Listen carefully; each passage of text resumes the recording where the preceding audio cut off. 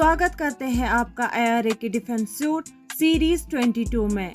तो चलिए बात करते हैं। रशिया ने इंडिया के इम्पोर्टेंट इकोनॉमिक सेक्टर्स में $1.26 बिलियन का इन्वेस्टमेंट किया है। Indian ministry of commerce and industry के इंडस्ट्रियल डेवलपमेंट और इंटरनल ट्रेड डिपार्टमेंट के सेक्रेटरी राजेश कुमार सिंह के अकॉर्डिंग इंडिया के इकोनॉमिक सेक्टर्स में Russian direct foreign investment $1.26 billion तक पहुंच गया है।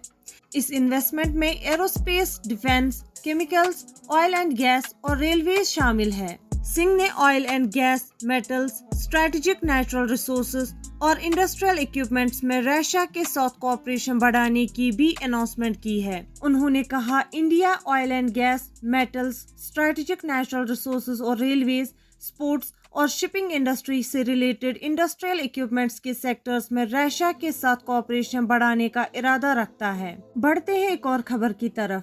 जोसेफ की रिपोर्ट के मुताबिक पाकिस्तान की J-10 CE fleet Indian jets के ऊपर कोई एयर टू एयर सुपीरियरिटी नहीं ला सकती। रिपोर्ट के मुताबिक चाइना के very long range air to air missile यानी BVR-AAM PL-15 की असली रेंज सिर्फ 140 किलोमीटर है, जो चाइना की दवाई 200 किलोमीटर से बहुत कम है। रिपोर्ट में लिखा है कि PL-15E पर भी कुछ प्रतिबंध हो सकते हैं जो पाकिस्तान को दिया जाता है और उसकी रेंज 145 किलोमीटर है।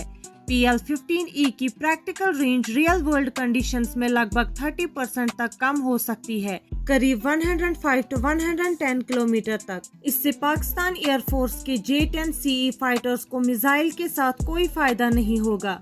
रिपोर्ट में ये भी लिखा गया है कि पाकिस्तान के F-16 पहले से ही 110 किलोमीटर के AIM-120C AMRAM वेरिएंट से इक्विप्ड है। एस्ट्रा MK1 इंडिया में विकसित एक घरेलू मिसाइल जो कि 110 किलोमीटर की रेंज है। AIM-120C वेरिएंट के समान है और शायद PL-15E की भी समान है।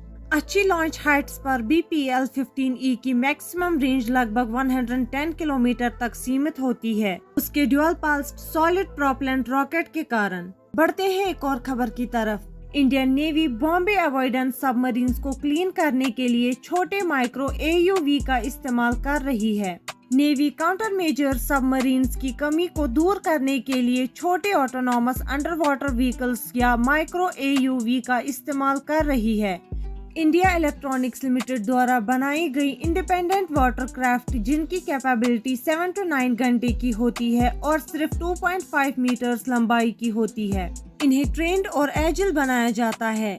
इन्हें वारफेयर शिप से लॉन्च करके नेवी उनकी कैपेबिलिटी का इवैल्यूएशन कर रही है और अलग अलग लोकेशंस पर ट्रेनिंग को कैपेबल कर रही है, बिना किसी खास मैन्यूवर्स पर डिपेंड किए। एम्स मार्क को एक खास मैन्यूवर में बदलने के लिए मॉडिफिकेशन किया गया है। नेवी के अंडर वाटर ऑपरेशंस में माइक्रो AUV के सफल इंटीग्रेशन के साथ एक रेवोल्यूशन आ सकता है जो कम रिस्क, कॉस्ट इफेक्टिवनेस और फ्लेक्सिबिलिटी प्रोवाइड करता है। हमारे साथ जुड़े रहने के लिए शुक्रिया। मिलते हैं अगली खबर के साथ अगले वीडियो में।